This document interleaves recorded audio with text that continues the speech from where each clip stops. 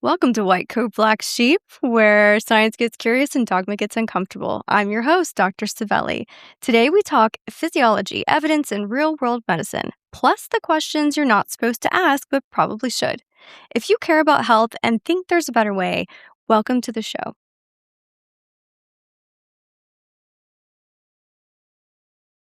Hello, Dr. Shaun Raja. Thank you so much for joining me today. Thank you for having me. It's a pleasure to be here. Man, I'm excited to really get into. I know we got to chat a little bit briefly before we signed on here. So you're a neurologist. I am. Practicing in Bakersfield, California. Currently, yes. And it sounds like you're from Canada. I grew up in Canada. I was born in Sri Lanka. I moved around a lot, so if you want to listen to all of this. So I was born in Sri Lanka. There was civil war at the time. So we left when I was about 4 or 5. We landed up in Manhattan, lived there, I want to say, for maybe a year. And then we went to Canada. Then I grew up in Canada till I was about 21, 22. Then I went to medical school in the Netherlands Antilles on an island called Bonaire. Okay. And then I did my clinicals in Chicago, Illinois. I did my residency at the University of Iowa. Okay. Then I lived in Medford, Oregon, and then Kyle, Texas, and now I'm here. Wow. I love that journey. And I kind of know the places that you were at. So like Mount Sinai for Chicago? Mm-hmm. Mount Sinai. Maybe I saw you there. We didn't even know. Was there a Mount Sinai there? I worked at a hospital called Jackson Park, which is all the way in the south side of town. I did OB rotation there. Oh, you did? Yeah. Oh, wow. So were you scared when you... Terrified. I was scared everywhere in Chicago, to be honest. They scare you a lot, but what I found and I lived on the north side of town, so I lived in, what was it called? Lakeshore. So it was near Wrigleyville, but I would go to work on the bus sometimes. Mostly the car, but every now and then I would take the bus, and I found that everybody was much more pleasant on that side of town. They would say, "Hey, how are you?" Whatnot. Now, would I leave my car unopened or walk around in the middle of the night? Probably not, but I enjoyed it. I grew up in Montreal, but we were immigrants of war, so we grew up in the poorer part of town. Wow. There was a lot of Caribbean food, and mostly African Americans or Caribbean Americans. So that part of town felt like home to me. Wow, that is it's fun to hear, especially. Okay, so Iowa. Tell me about that one. I roughly know where that was. Is that Hawkeyes? Iowa is Hawkeyes, yes. Okay, they're obsessed with it, right? They are. What is it? They say the population in Iowa is like 15 to 20,000, but on game day it goes up to 70,000, which is Iowa City, which is it's insane there. Quad Cities? Quad Cities is near Iowa. So Iowa City is where the Hawkeyes play. Quad Cities, I want to say we drove there a lot, maybe an hour and a half from there. Okay. Yeah. Yeah, I actually lived there for a short duration of time. In Quad Cities? Which part? Random. Oh, on the Iowa side, downtown. Okay. Is it Benton? Davenport? Oh, Davenport. Yes. I lived in Davenport. I lived in downtown Davenport, Iowa, yeah. Yeah, it was like a really cool, like concrete, I don't know, modern type building. Did you go to the old soda shop there? I don't remember that. It was a while ago. Yeah, I don't remember going to that. But Iowa was nice, farm town. And there's something to be said about less options. It's kind of like the Netflix conundrum. Yeah. I have spent an hour and a half trying to pick a movie because there's just too many choices, whereas when it was cable, just the first channel looked so interesting. And that's kind of like how I think of Iowa City. There's maybe 2 or 3 restaurants. You don't have to think too hard to go somewhere. Yeah. So, it kind of takes away choice, which gives you more freedom almost. I don't know how Canada is. Definitely Sri Lanka is probably very warm. Sri Lanka is humid and warm, but I love warm. I do too. So living up in that area, like Chicago or Iowa, I was out of place. Oh, it was terrible. I lived in Iowa where the polar vortex happened, and we had 2 small dogs, a 7-pound Maltese poodle and about a 4-pound toy poodle. And the Maltese poodle, we would take him out, And during the polar vortex, he would sit down and kind of say, hey, I'm giving up. This is the end for me. That's me. I really I resonate with him. Like sub-zeros, forget it. Why are we alive? How is this compatible with life? It was bad. Yeah. One of the reasons we left, because I loved Iowa, but I just couldn't. My genetics likes warm weather. Me too. Yeah, and I realized even just what you kind of have this thing that you imagine people should dress or I wore too many colors. Okay, so I'm clearly Florida, California, right? So you stood out in Iowa. So bad. And I was actually told that I was too tan. Oh, wow. I just love it. Anyway, so yeah, you kind of find your region and your region finds you. Do you... Oh, go ahead. I was going to say, this region found me because my wife is from here, so I had no say in the matter. Wow. Is she in medicine? No, she is at home with my son right now. I'm actually going to open up my own neurology clinic, and she's going to be part of that. That's so cool. Thank you. I'm excited. Here in town? Here in town. Okay, what area? It's going to be at the Doctor's Park on Ming and Stine. Great area. Yeah. So, I mean, we're just starting out, so we're renting for now. Love it. It's going to be, the way I describe it is mom and pop neurology clinic. Yeah. Because I want it to be personal. There's going to be, and I have nothing against NPs or PAs, but the patient is going to see me every time they come back. There's not going to be 4 different doctors seeing them. Yeah. I want to build relationships. I want to have that doctor-patient relationship where I can remember your son's name or what your daughter's doing or how your dog is. And I want to include actually functional medicine and integrative medicine in there. I want to have acupuncture, stem wave. I love that. The goal is to eventually maybe even get people to meditate, but that might be overly ambitious. No, I don't think so. No, I think everybody's so overstimulated. It is. Even the iWatch, I can't personally handle it. I feel like my HRV is affected. So I agree. I can't. I don't think that that's wild. Yeah. I was at my current work, and I think February of last year, I realized I wasn't very happy with what I was doing, that I needed a change. I got into meditation. I'm Hindu, so I should have been meditating my whole life, but I wasn't. So I got into it. You still have to practice it, right? You have to practice it. Doesn't matter who you are, your background. So I got into meditation. I actually took a trip to India, to one of the oldest living cities in the world called Kashi or Varanasi. I spent 2 weeks there meditating, learning meditation. I came back, incorporated it into my life, and it's kind of changed me as a person, and I feel like it could change everybody. Have you heard of the default mode network? No, but I feel like I need to. So the default mode network is a brain pathway of ours that basically it goes in a loop when we're not paying attention to anything. So when you're sitting there daydreaming, it's the pathway that thinks about the past, the future, who you are, your anxiety, and all of that comes back. That's the default mode network. And they've found that meditation actually can shut that down. So in Hinduism or yogic, you don't want to see things as what can the past be about it, what can the future be about it. You want to see things as they are. You don't want to include all your experiences and put a label on this that may not be true. Yeah. So if you could turn off that default mode network, you can see everything as it is. I tried that with every next marriage that I did. Jokes aside, okay, so that was just 2, but who's counting?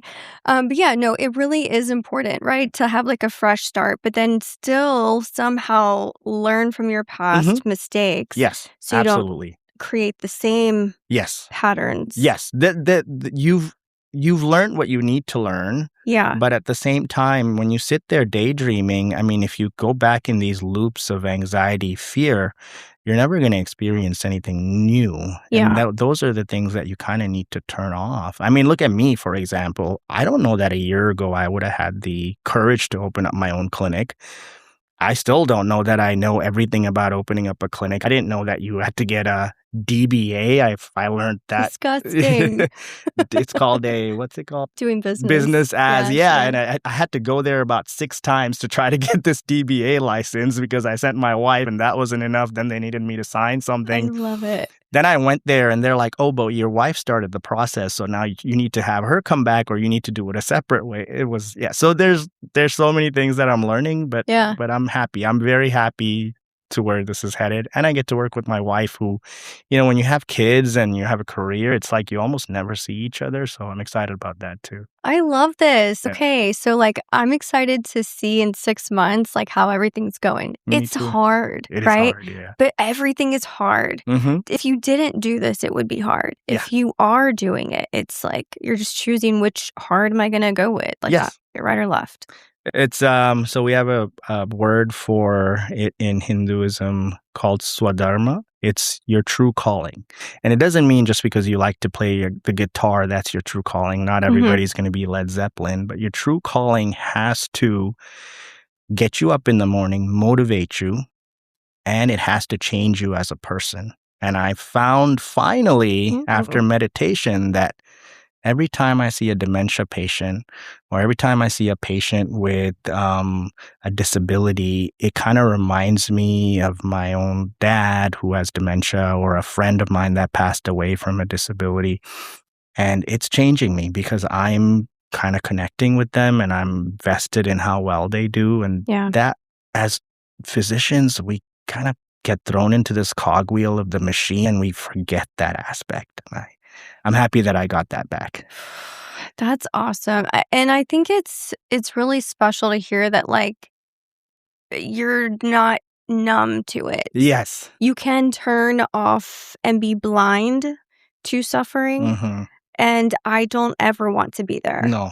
I can't and I'll be honest, I can't say that I was always like this. I think the last year really changed me because in residency, it's just the way the machine works, right? They throw you in, you're not sleeping, you're seeing 30 patients a day, and then there's no way to get through that unless you figure out a way to turn it off. It's only the people that can somewhat turn it off make it through. But then you forget to turn it back on when you have to. Yeah. And you kind of rush through life. And then So I'm excited. So Swadharma, I think I was saying, so it has to change you. It has to have purpose, make you get up in the morning. And it needs to bring value as well. It needs to earn a living for you. You have to have value in the service that you're giving. And that's not taken away when we talk about life's true purpose. So, there's these YouTube videos on, there's a guru called Rohit Arya. I think the videos are from 9 years ago, but I'm surprised that these things are not golden. Everybody's not watching them. The first time I saw his video, I was like, who is this pompous man? Because he sounded very pompous, but I kind of started listening to him a little bit more and I was like, wow, this is gold. Everything he says is just matching up with everything I want to be. And he doesn't know who I am, but I'm giving him credit for changing me. Inspiring in some way. Yeah. Yeah. I think you can take a little something from everybody because you're not just randomly mixing with any patient encounter or any friends or strangers. You're in the right place at the right time at all times. Yes, exactly. Yes. Somebody said, do you realize when you are sitting in front of a plate of food, how thankful you have to be? Actually, it's another guru. It's a Sadhguru. He's pretty famous now. Rihanna even went there and I think performed for him. But he said that when you're looking at this plate of food, do you realize how much work that farmer put into it? And then how that got processed somewhere and some truck driver drove that. Then it went to the market, got stacked there, and then you cooked it. So imagine everything that had to happen. Someone had to get a DBA. Someone had to get a DBA to get this food on your plate. Yeah. And that you should be thankful just to be able to eat that. Every moment is special. Yeah, we'll stop complaining. Just say thank you. Oh my gosh. So, okay, let's talk about dementia. Okay. Because you did bring it up, and it is something as I would say as a new grad, when back 2023, working with elderly patients with dementia, I thought it was horrific. And then I transitioned into like this. I mean, you kind of like watch your own journey. So then I was like, or is it a gift? Because like maybe they want to forget, or maybe they don't want to be aware of how their body is right now.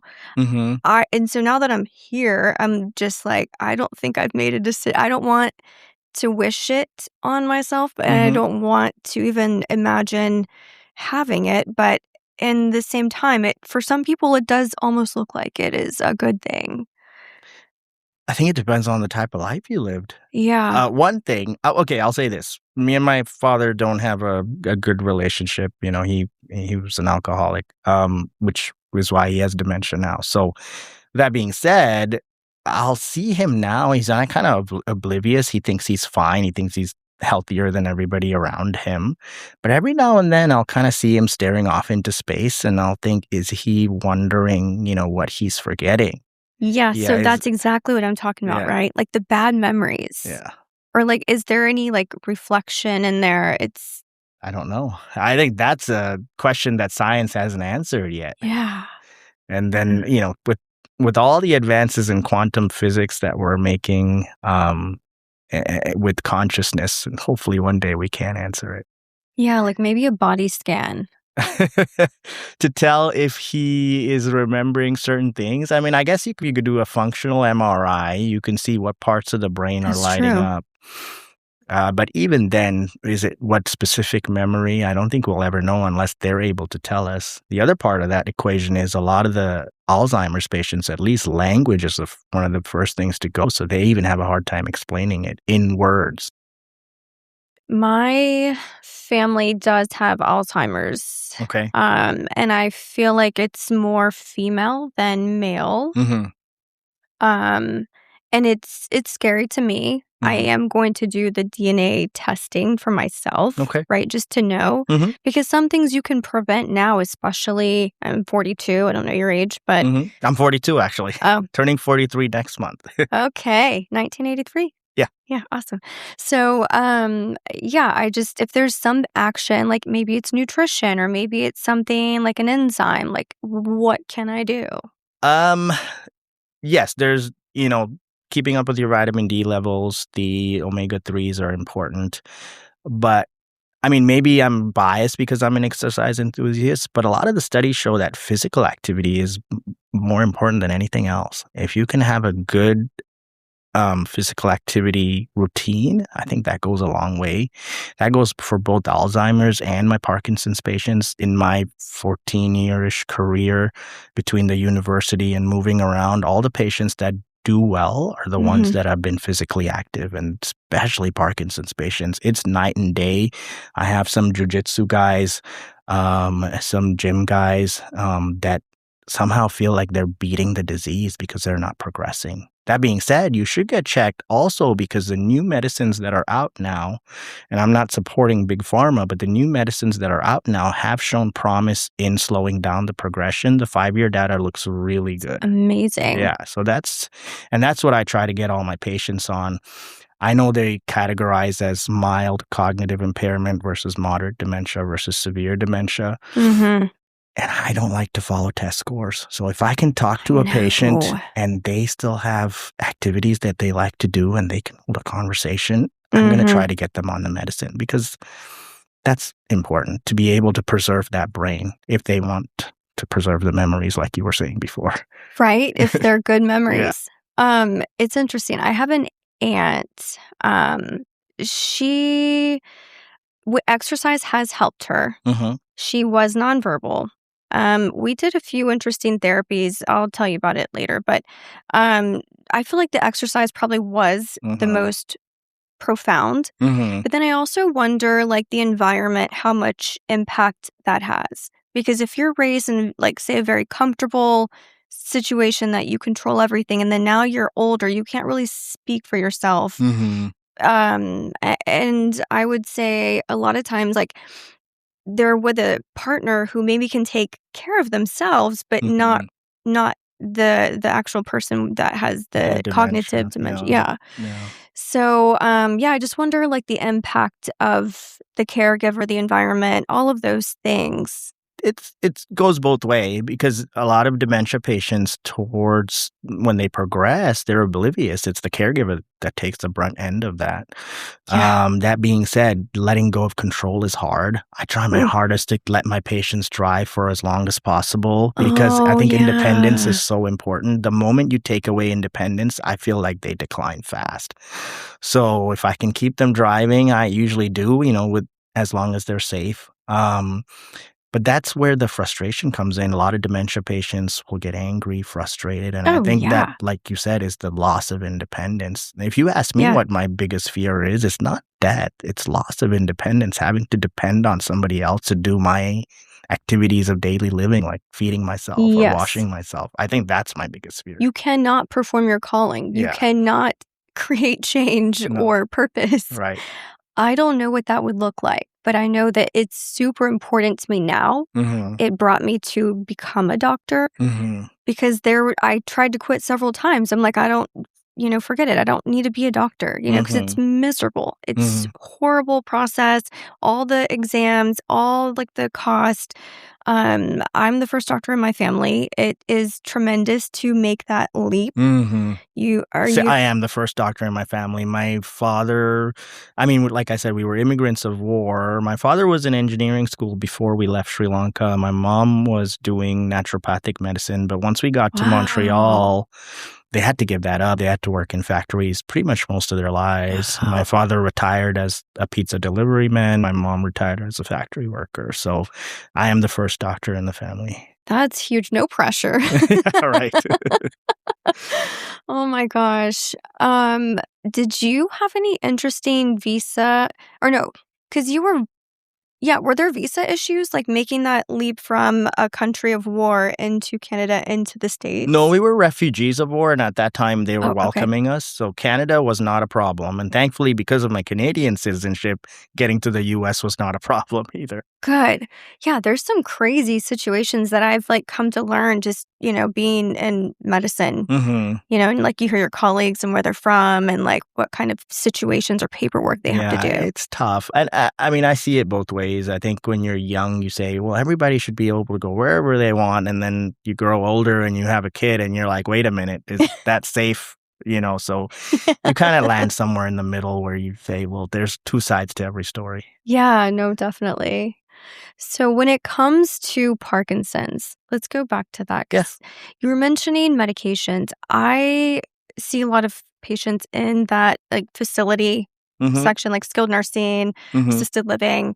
So there's a lot of rules. I see the point of them. Right. So if you are a patient, you have dementia, you don't understand where you are, why you're there. Every day is confusing. You don't know if it's day or night. And there's a lot of anger, agitation. They have no rules, no rights as far as their schedule, their food and all this stuff. So managing the anger and agitation, right?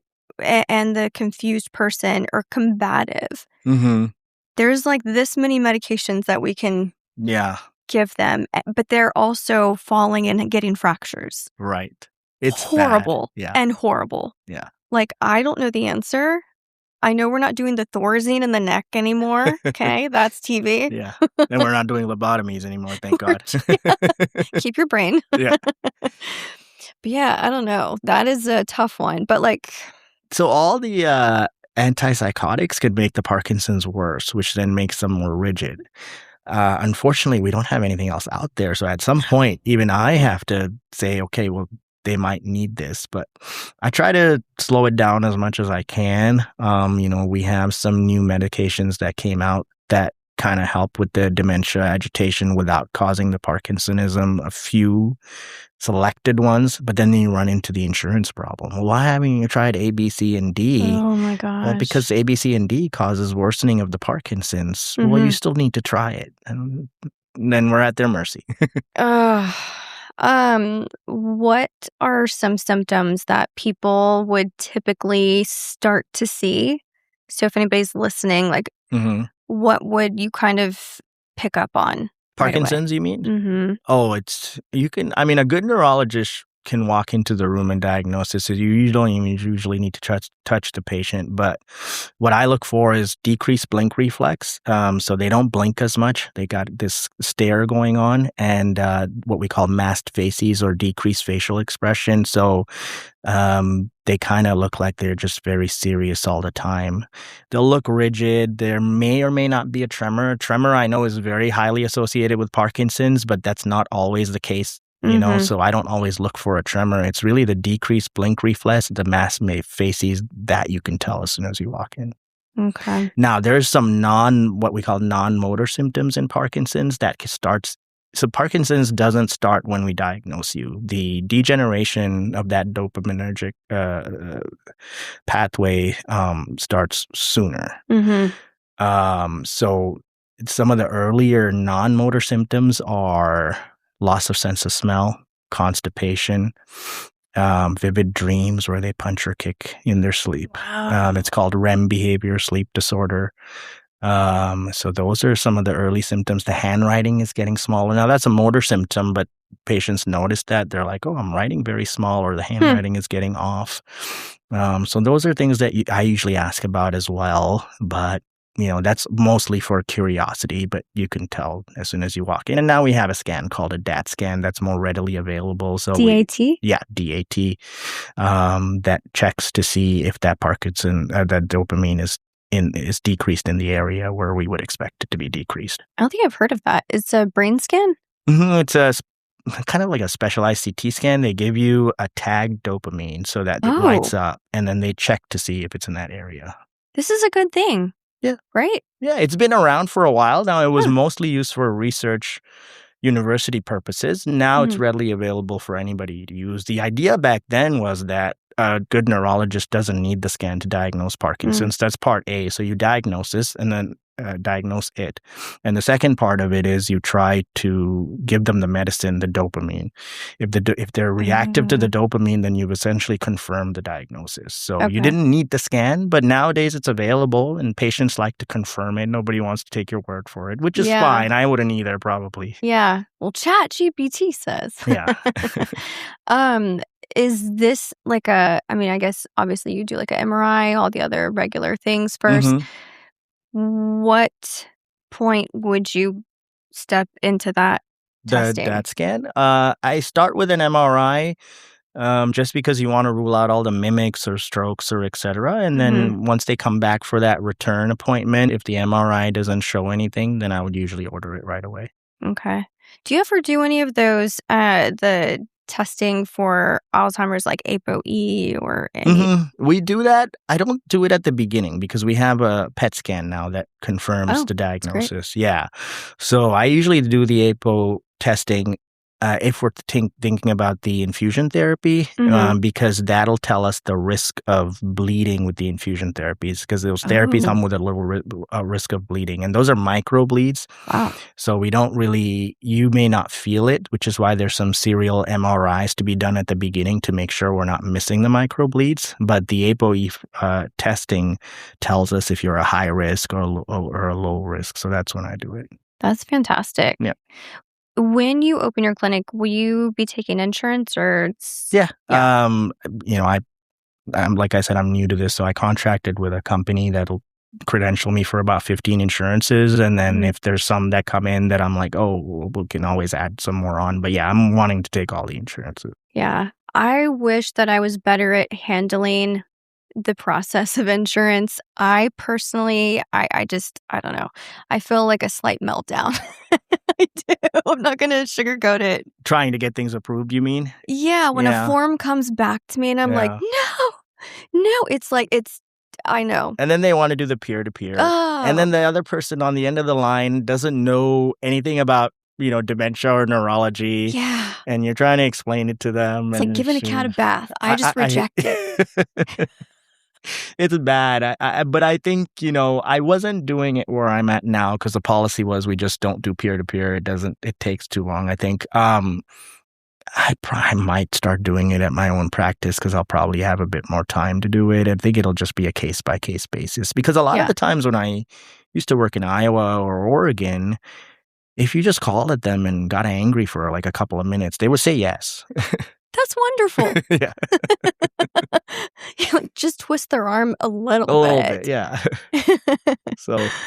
Man, yeah, insurance is just, it's almost a game. And I hate to even say it that way, but like it's not fair for any of us. None of us are winning or loving it. To play devil's advocate, the other side of the coin isn't great either. I used to think, Canada was amazing, but the population there grew, and now my parents are having a hard time, getting to see doctors. The wait time is incredible. So I don't know what the solution is because Canada is socialized healthcare. Yeah.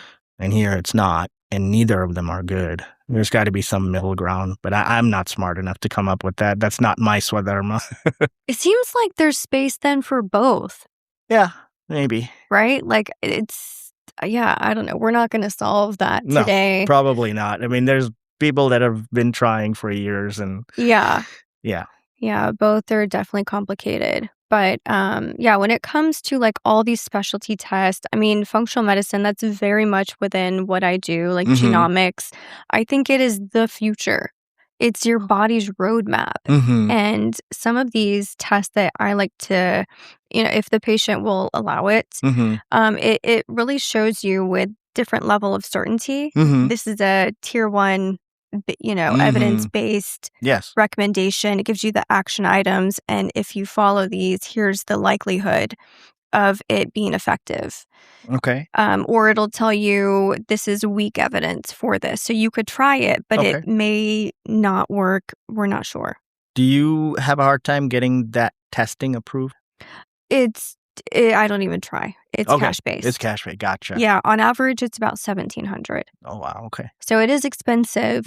I went to a conference last December, and there's a skin test out that you can do a biopsy. Okay. And that will tell you a lot of brain-related information. Okay. And they had a lot of good research studies that they give with this biopsy kit. I haven't ever done one before.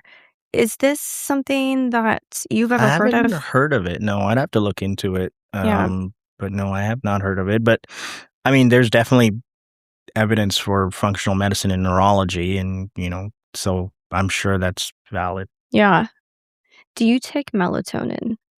I do and I don't. So if I need to sleep at a certain hour because I need to wake up the next day, I will. But I find that then the days when let's say I take it Monday to Friday, then I can't sleep on Saturday till like 3 a.m.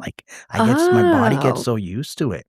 So I try not to take it. I mean, I'm a workout enthusiast. Like I do jiu-jitsu, mixed martial arts, go to the gym. So I try to work out as much as I can. So I'm fatigued by the end of the night. Yeah. And then the meditation has been helping too. So yeah. How long do you meditate? So I meditate for about an hour in the morning and probably an hour to an hour and a half at night. That's actually really good. Yeah, it's a lot. That is a lot. You're very disciplined. It is, but it's incorporated into religion for me, so it kind of helps in that sense. I feel like I'm kind of, learning about my religion and meditating at the same time. But it is intense, but there's some, sometimes you just get these experiences where at one point when I first started meditating, I would hit these points where everything would go white and you just feel bliss. And then I read about it because I need this. I want to connect science with meditation and not just the mystic aspect. And I read about it, and they say that there is a certain point in meditation where these kind of endorphins do get released. They're comparing it to kind of psilocybin a little bit. Okay. Yeah. So you can meditate. I need more of that. Yeah. And get that same feeling. That is awesome. Yeah. So, I mean, I know it's a practice, right? Your body you're focusing. Yeah. You are calling neurotransmitters to a certain site, and you're activating different parts of your brain. Exactly. And you're shutting down different parts of your brain. I think the shutting down is the part that people don't realize. Huge. Yeah. I'm curious. I don't know if you wear a wearable device. I have this ring. I want to because but the problem is most of my physical activity is combat sports and I can't wear a watch. The ring will probably break. So I've never been able to accurately calculate how many calories I'm burning. Well, what about a Whoop? It's like just a band. It doesn't have anything. I haven't heard of it. I'll try it. I'll look it up. Yeah. Yeah. I think my recommendation is mostly the Whoop moving forward, because with this, like you said, if I'm doing weights or something, it's uncomfortable. It is, yeah. And then if there's an iWatch, I feel like that's too stimulating. I have the iWatch. It's just I can never wear it when I'm doing my jiu-jitsu or doing my Muay Thai. So it's kind of, then I stop wearing it. I'm like, well, it's not really measuring what I want it to measure. Yeah. Now it's just me wearing something with EMF on me all day for no reason, Yeah, seriously. Well, okay, so if you did or when you do wear a device and it's during your meditation, I'm curious what your vital trends would show. It would be interesting to see. So I've always been the guy, just because of my, I think, jiu-jitsu, all of that goes to the doctor, and the blood pressure is usually 105 over 65, and my heart rate somewhere in the 50s to 60s. So it's always kind of low. Yeah. So I would be interested to see that too. So I'm gonna try it. Do you feel like there's spikes when you initially start the meditation? Spikes meaning a little burst of anxiety? Because it's a detox, essentially. Kind of. So there's two aspects to it. So if you look at it in the Hinduism aspect, they say when you first start meditating, you start burning off karma faster. So actually, bad stuff starts happening to you. Okay. Which, you were going to say something? No, go on, please. That's the mysticism aspect of it. You're burning it off because you want to get rid of it. Yeah. You want to get rid of it as fast as you can. Like bad karma? Bad karma, exactly. Okay. And then there's the experience part of it. Yes, when I sit down to meditate, all those thoughts kind of from the day kind of flood in. And I think what I've been told to do is kind of step back, just watch the thoughts, observe them, and realize they're there, and they'll slowly fade away. If you try to actively fight them, you will fail. This is very helpful. Yeah, I mean, I definitely know I'm not alone, but a lot of people say when I lay down to go to sleep, my mind just spins. Oh, my Lord. That is the biggest complaint I get from a lot of and it's funny because it's a lot of the immigrant population, older women. That's kind of the main complaint. Can I turn my brain off? Can I turn my brain off? Can I turn my brain off? And, I give them medications because I'm a doctor. And at the end of the day, they're there to see you get medicine. But I'm always telling them, can you just please try to exercise? Try it. I bet you'll feel better when you go to bed. Yeah. And if I could get them to meditate, hey, we've won the lottery then. Yeah. Especially my women too, exercise is really hard. A lot of people say they do walks. I don't believe any of them. Just so you guys know, I don't think any of you guys are walking. None of them. So it's this is what I tell them. If you're not sweating by the end of it, I'm not going to consider it as exercise. And then they're usually like, oh, okay, well, then I guess I'm not really exercising. Do they then tell you, I just never sweat? Do you hear that one? I haven't heard that yet. I hear that often. And I'm like, that is weird. Yeah. That is very weird. And then I prescribe them to this red light sauna that's 190 degrees. And you stay in there for 15, 20 minutes. Do they sweat? Well, they need to show up first. So I have an infrared sauna. I truly believe in that. So I have one at my house that I go in, whenever I get the time. I think it heals me very well, and it warms you up. There's a huge difference between a external sauna and an infrared sauna. That warming from the inside. Yes. Yeah. I actually don't know the science really that is making it so effective, except that the red light is anti-inflammatory and that sweating is detoxing. Yeah. But I mean, just at a superficial level, my skin, I see a major difference. I feel different the next day, especially, guys like Justin, throw me around, and then I have neck pain, knee pain, whatnot. So I go in there, and the next day I feel like I can go back to rolling, go back to fighting, go back to running around at work. Yeah. That's amazing. Yeah. And then we tried the cold plunge. It works too. Don't get me wrong. It's just I'm not a fan of cold. So it's like torture to me. And I'm like, I don't want to stress myself out thinking about this cold plunge. So I don't do that anymore. Okay, let's talk about that. Uh-huh. So what I know to be true about the cold plunge, there are a lot of benefits with, and it's really time dependent, right? So 1 to 3 minutes, up to 5 minutes is theoretically documented as very helpful for healing, immune boost, really giving you energy. So I guess theoretically, if you had a low morning cortisol, it would be advised to do a cold plunge, right? Like 1 to 5 minutes. Have you heard of heat shock proteins and cold shock proteins? Yeah. So the cold plunge releases cold shock proteins. It'll go out there. I think of it like, Pac-Man style things. It'll go out and eat the bad stuff. Yeah. And that's how I explain it to patients. I love that. I know. I find myself making like cartoon, like different animated situations. Sometimes they make sense and they hit, and other times they're just blinking at me. And so I'm here's one that I use often that I find interesting, because it's hard to explain to patients that this medicine will not change the outcome of the disease. That's hard to process for them. So I compare there's a couple of medicines out there like memantine or donepezil that are memory boosting pills, but they don't really change the outcome of the disease. They don't slow it down. So I say it's like coffee. Coffee will give you energy, but it's not going to change you or make you a more energetic person. Helpful. Once it's out of your system, it's out of your system, and then you go back to who you are. So I like that little analogy because I'm going to use that. Yeah. Yeah, because I really was not. Yeah, I was not explaining that one well. So if somebody does have a little bit of a tremor, I know thyroid can be involved. Do you have any underlying premise or opinion about the thyroid's role with Parkinson's?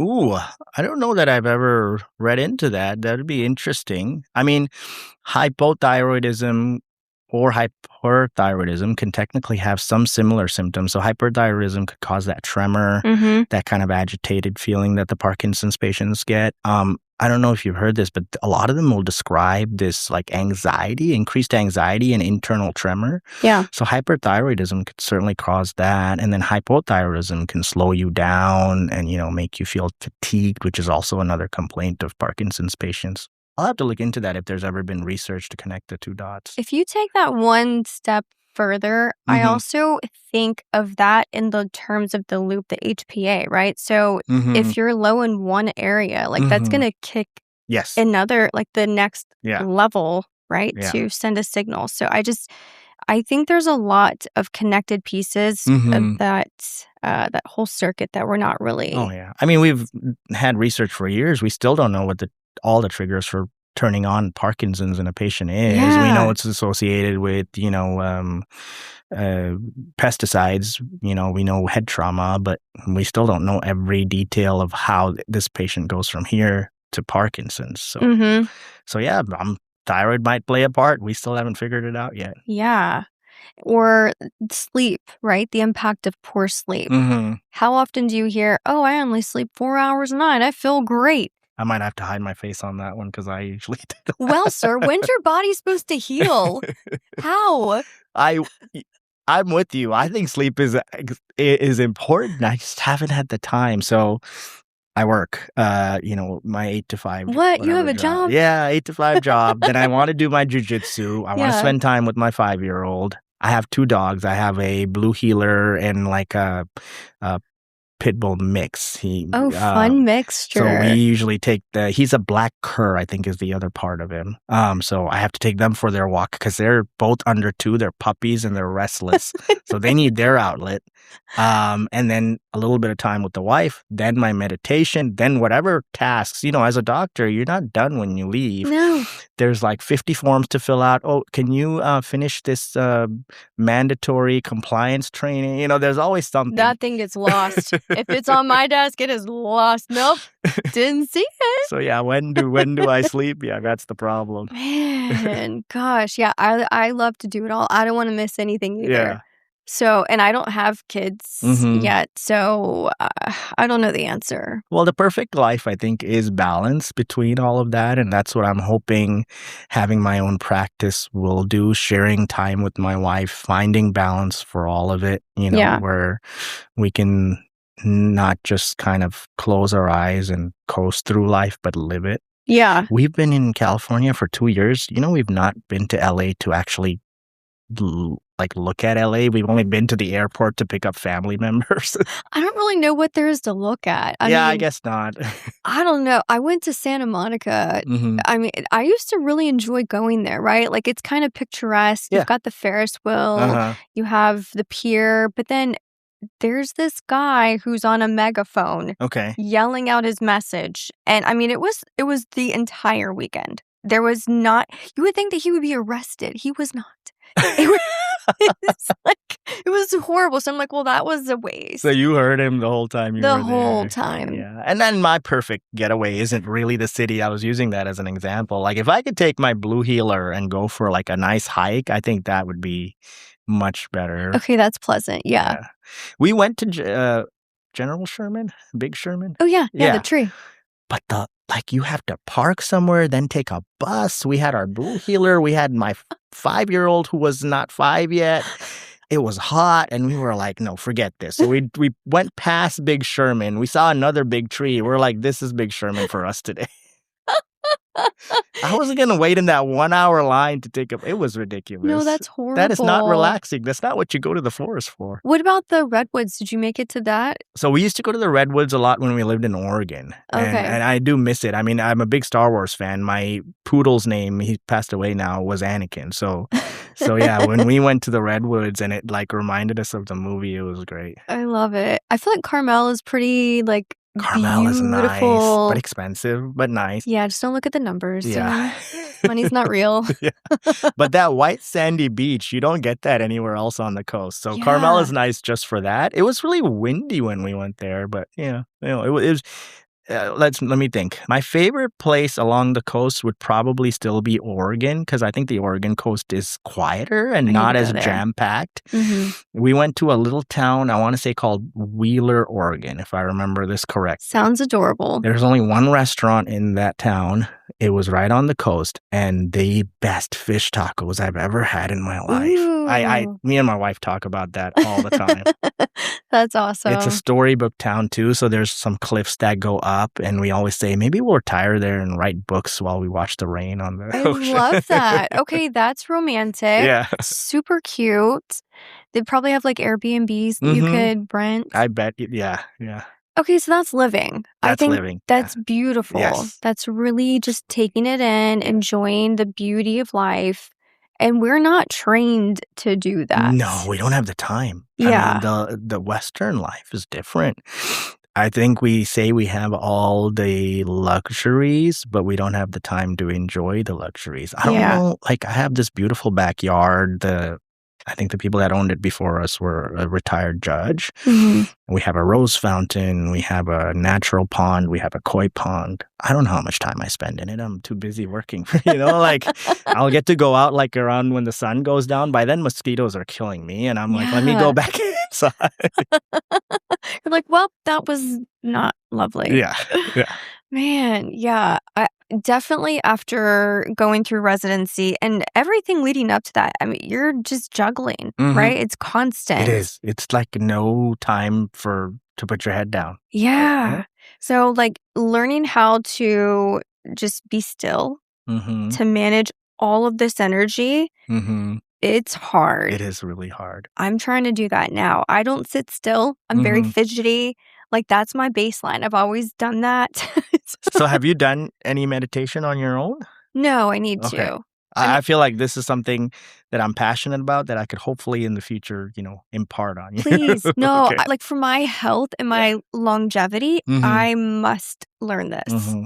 I got my wife who was an anxious person onto Kriya yoga, which is breathing techniques, and she's really liking it. She's enjoying it. So yeah, it's definitely, I think it works. I need to look that one up, and I'm going to, I need to make changes. Yeah. I want to see more of the world. When we were growing up, that's the dream, right? I want to travel. And I've gone to one foreign country other than the US or India, which, to us is like home, I went to Portugal with one of my best friends. It was a great time, gorgeous. But other than that, I haven't seen anything else. I realized my travel, I guess you have to have a reason. Because I don't know.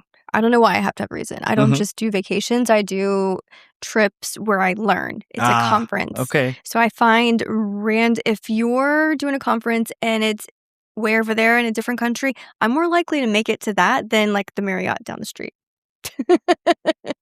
I guess I could see how that's nice because you're multitasking, but then you're not really turning off, are you? Never. Yeah. So I'm not that's why I liked India. Even the phone barely worked there. I was turned off. I didn't even know the language. So India has I don't even know. I'm probably making this up, but 300 languages or something like that, right? Yeah. And I didn't speak the dialect there. It would just somehow I got by. I didn't even use my phone. It was a lot of hand signaling, and I just I felt free. That's something. Yeah. I feel like when I'm holding my phone, it feels almost like an energy like this through a loop. Yeah. Is that crazy? No, I don't like to have my phone on when I'm at home. And as a physician, it's hard. We're on call. So on my call week, it's practically glued to me. Yeah. But I try to throw it when I get home and not try to deal with it. But it's also every few seconds you're like, okay, let me go answer that email. This is the time to do it. Yeah, just one more thing. Yeah, exactly. But you will never finish your list. No. Ever. So I always tell my wife, I was like, I just want to be caught up one day so I could relax. Never. And she's like, that's never going to happen. Impossible. You're going to have to learn to relax while there's stuff to do. Right? It just tastes bad. Yeah. It sounds bad. It just, but she's right. Yeah, she's absolutely right. Totally she's always right. I fought her for God knows how long. We've known each other for 20 years, and she always ends up being right. You're a smart man already. Yeah. At 42 years old, some guys, it takes them their whole life. Oh, yeah. No, these last few years, I think when Yoda was born, my son, it kind of just brought us together in that we had one goal, and is to survive this. We didn't have any help. We didn't have my parents there. We didn't have you're on an island.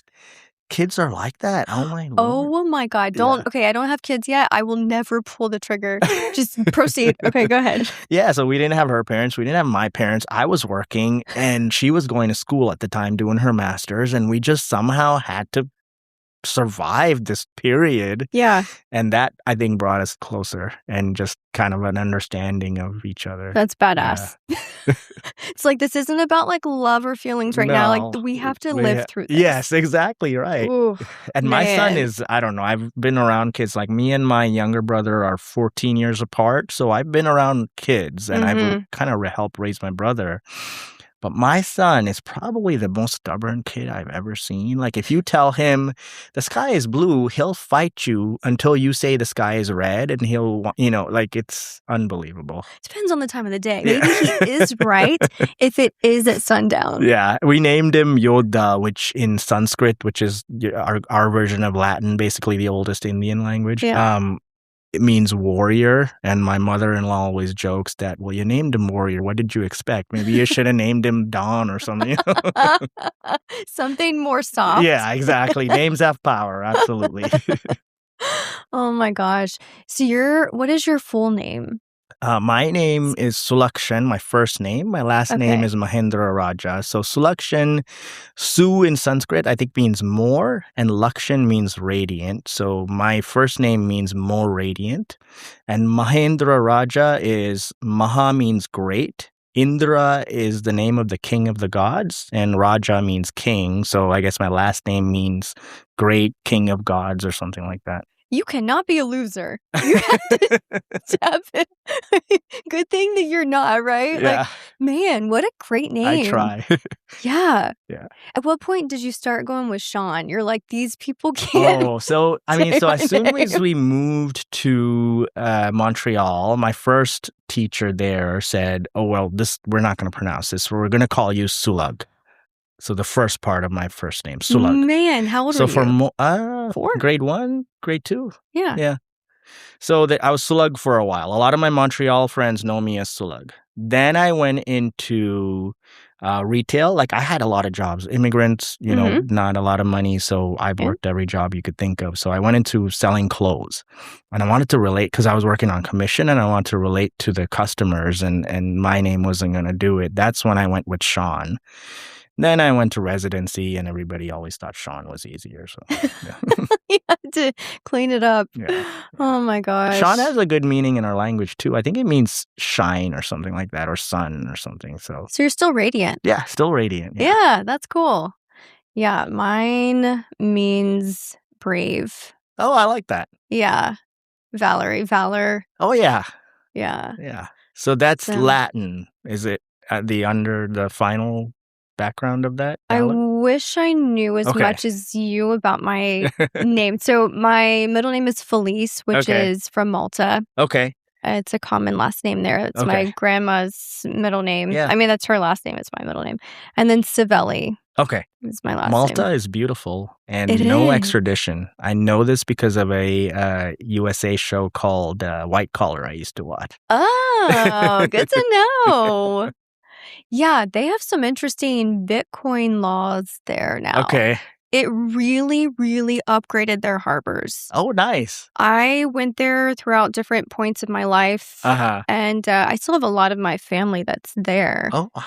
Yeah. So, like, I went there this past August and I just was shocked with, like, the harbors went from rowboats to mega yachts, like packed. That's me when I went to Colombo, is Sri Lanka's main city, and I went there and we actually had a skyline and I was like, whoa, when did this happen? Isn't that crazy? Right? Yeah, it's crazy. Man, do you still have family there? Yeah. My father's side had, there were 7 kids on his side. So he lives in Montreal, but a lot of the uncles, aunts, cousins, they're still all in Sri Lanka. I mean, they had to live through the war. So I always feel a little bit guilty when I go back because I escaped the war and they didn't, like they had to like live in concentration camps. And I'm like, I don't have an excuse for, Wow. That is, yeah.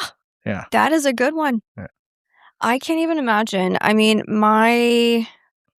I don't think I have any family no, I take that back. So, like, Malta did have the Great Siege. So that did drive a lot of my family out of there. Gotcha. So, like, my grandfather, he came over on a boat. Okay. But I don't think at that time they were escaping war. They never spoke about it if they did. But he snuck in. He was illegal here for like 20 years. Oh, yeah. When I first came to the U.S. from Canada, it was illegally, I think. But luckily, when we went to Canada, we got our citizenships. But yeah, it was, I mean, my father looked like, I think, one of the main persons in the rebel side.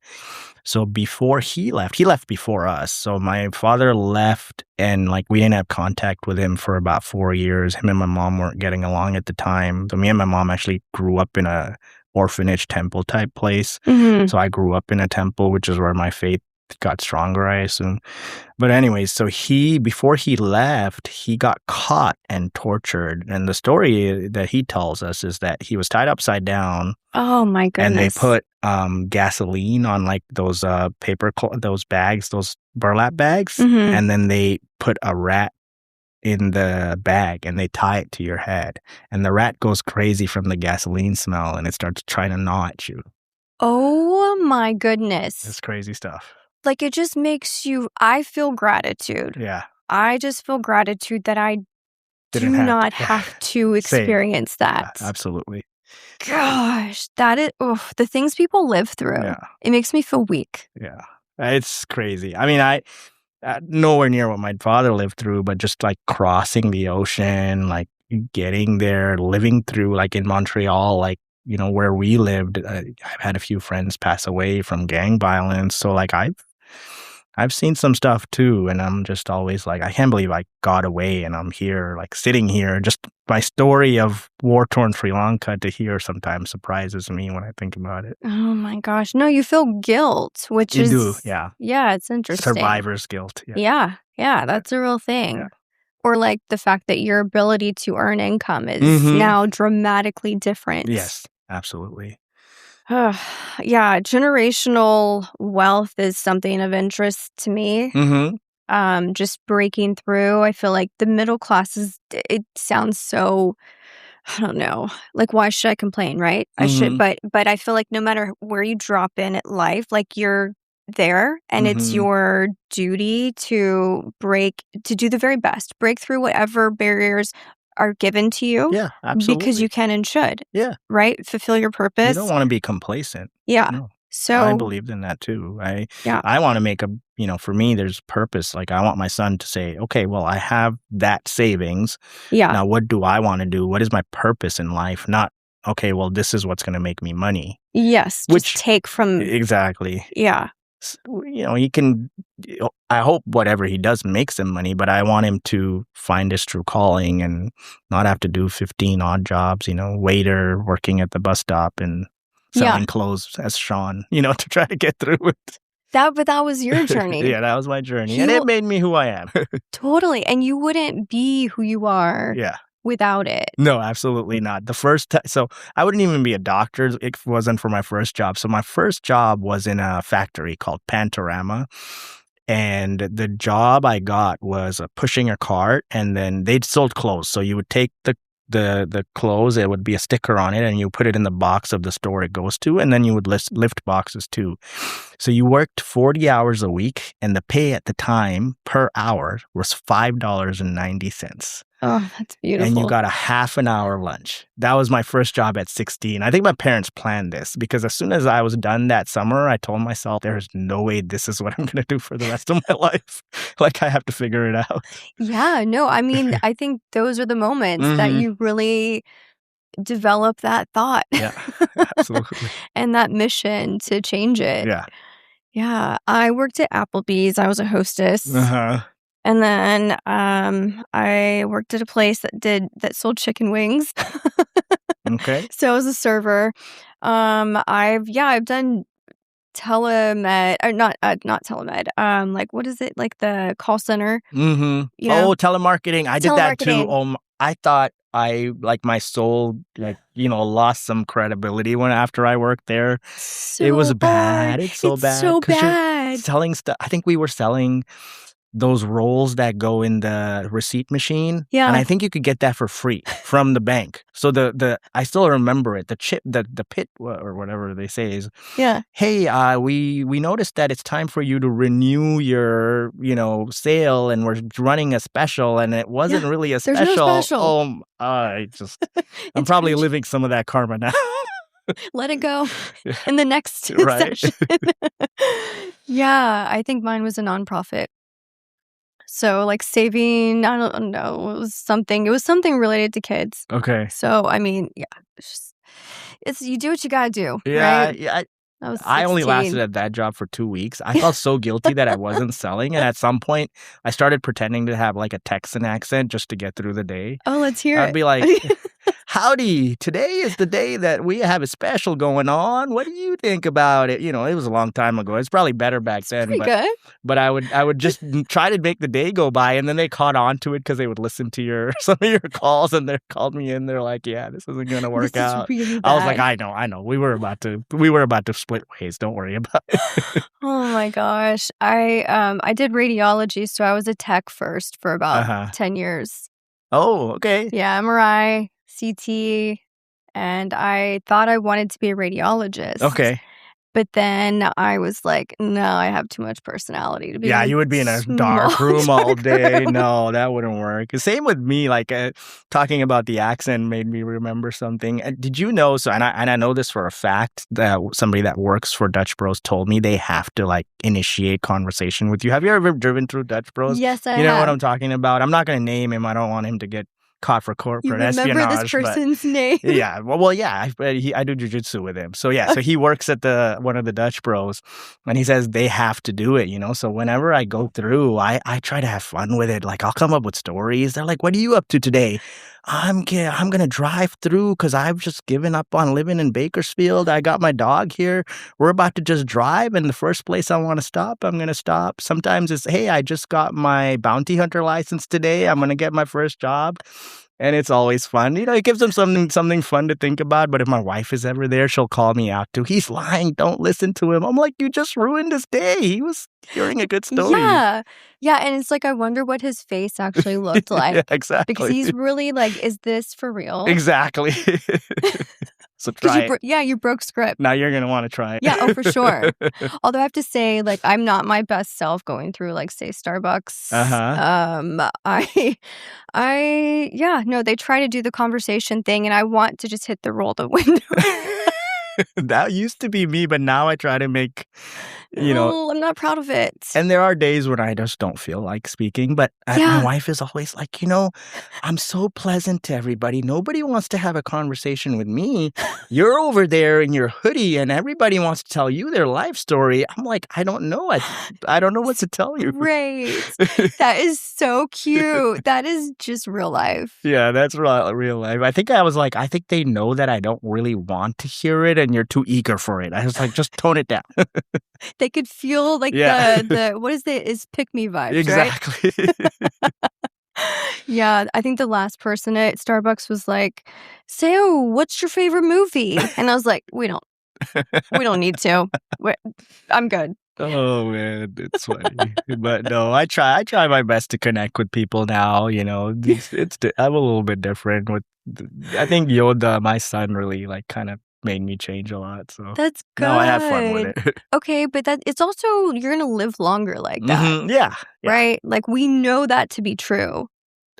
Fun fact. Yes. I think they did a survey, and don't ask me for where I got this from, but I read somewhere that they did a survey about what constitutes happiness. So they surveyed people that were happy, and they found the common factor was not money, was not living in the forest. It was a sense of community.